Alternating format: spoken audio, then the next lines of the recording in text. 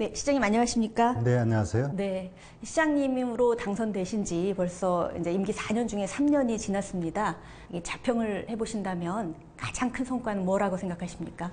네, 정말 시간이 빨리 지나가는 것 같아요. 근데 지난 3년간 시장으로서 일을 하면서 성과 또는 보람이라고 한다면 그래도 우리 인천이 갖고 있는 가장 큰 현안은 과도한 부채였습니다.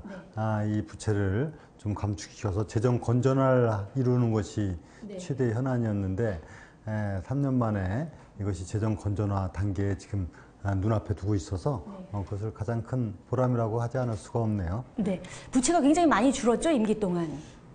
제가 취임 당시에 전체적으로 한 13조 2천억 됐던 부채인데 지금 한 2조 1천을 줄였고 빠른 시일 내에 이 재정 건전화가 이루어진 셈이다 이렇게 말씀드릴 수 있습니다. 그 인천시에서 최근에 가장 고심하고 있는 현안 중에 하나가 이제 구도심 활성화를 위한 뉴스데이 사업이 아닌가라는 생각이 드는데요. 그런데 이제 보상 문제로 그 원주민들이 재정 차악이 좀 어려워지면서 좀 주민들이 또 반발도 하고 있고 그러다 보니까 사업 몇 개가 좀 무산될 위기에도 있다고도 들었어요. 어떤 해법을 찾고 계신가요? 이런 사업을 추진하려면은 지역 주민들 또 그 사업자 또는 사업 추진 기관 간에 다소 입장차가 있는 것은 사실이고 또 많은 요구가 있는 것도 사실이지만은 이게 보상 문제나 이런 문제 때문에 지금 어떤 난관에 있는 건 아니고요. 그 어려움은 있지만 극복해 나가는 과정이고 오히려 그 이제 뉴스데이 같은 임대 사업자가 이제 선정상에 문제가 있어서 지금 재선정하는 그런 문제가 한두 군데 있어서 그 부분은 지금 다시 사업자를 재선정해서 추진해가는 이런 단계에 있습니다.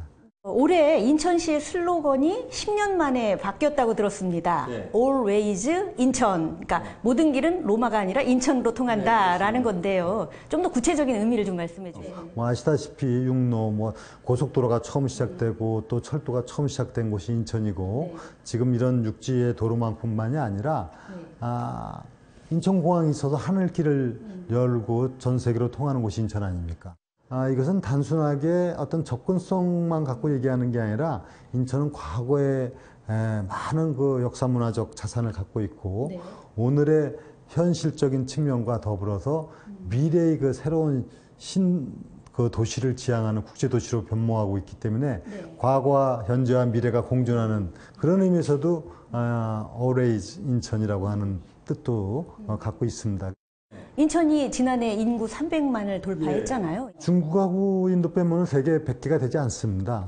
그래서 아주 전 세계적으로 볼 때도 거대 도시로 발돋움을 했는데 이제 중요한 부분은 우리나라에서 다른 대도시, 서울이나 부산이나 대구가 인구가 매년 줄고 있습니다. 인천만이 그 큰 도시 중에서 증가하고 있는 이런 추세를 보이고 있다는 것 자체가 이제 의미를 좀 부여해야 될 것 같고요. 시민이 창조해가는 역동적인 세계 도시를 지향하고 있어요. 그래서 인본, 역동, 그 다음에 청정 이런 큰 그 테마를 중심으로 해서 세계 도시로 발돋움해 가기 위한 준비를 하고 있는 인천입니다.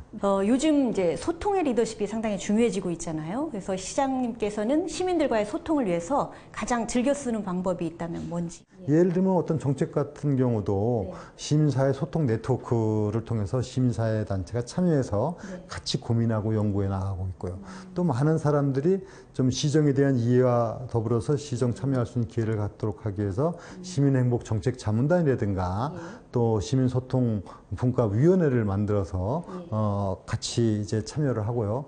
그 외에도 시민 누구나 어떤 주제나 현안에 대해서 같이 논의할 수 있는 애인 토론회 같은 것을 주기적으로 열면서 참여하도록 한다든가 그 외에도 시민들이 쉽게 찾아올 수 있도록 하는 직소 민원실이라든가 또 찾아가는 민원실이라든가 이런 다양한 방식을 통해서 시민들하고 이제 소통하고자 노력을 하는데 역시 이제 300만 시민하고 만나는 데는 너무나도 시간적으로 한계가 있어서 앞으로도 더더욱 좋은 방안을 좀 찾아야 될 것 같습니다.